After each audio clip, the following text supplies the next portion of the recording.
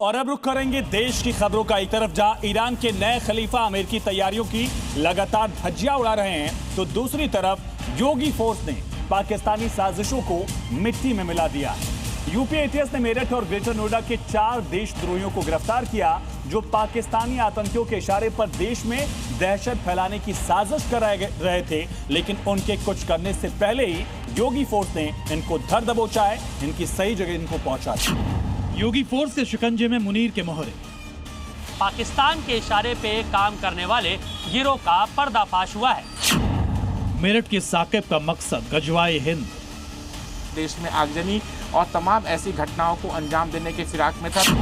AK-47 लहराते इस शख्स का नाम है साकिब उर्फ डेविड, जो पाकिस्तान में बैठे आतंकियों और कट्टरपंथियों के इशारे पर हिंदुस्तान को दहलाने की नापाक साजिश रच रहा था।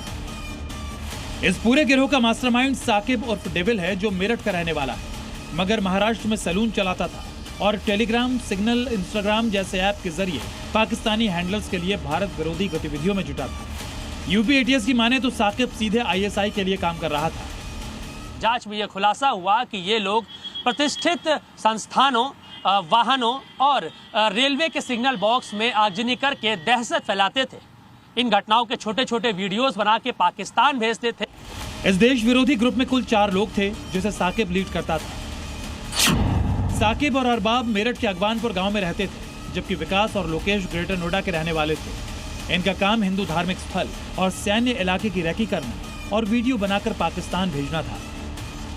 जी न्यूज की टीम जब साकिब और अरबाब के गांव पहुंची और उनके परिवार से पूछताछ की, तो कोई भी इनके देश विरोधी गतिविधियों में शामिल होने की बात मानने को तैयार नहीं हुआ।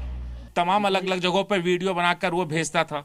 देखो जी, आज तक कोई बात ऐसी नहीं देखी हमने, ना मोबाइल में बात देखी आज तक हमने। तो आपको कैसे पता चलेगा जब आप उसके मोबाइल देखे? आपने मोबाइल देखा था उसको? मोबाइल तो कई बार देखा था उसका, लेकिन आज तक ऐसी कोई वो नहीं। और ना ही तुम गांव में पता ले लो, ये तो फिलहाल में बना जो भी कुछ मामला बना। पूरे गांव से सर्वे कर लो, अगर मेरे लड़के को गांव गलत बतावे तो गोली मरवा दो, कोई दिक्कत नहीं, फांसी लगवा दियो बस। आपको लगता है कि अरबाब ने ऐसी कोई गलती की होगी? नहीं।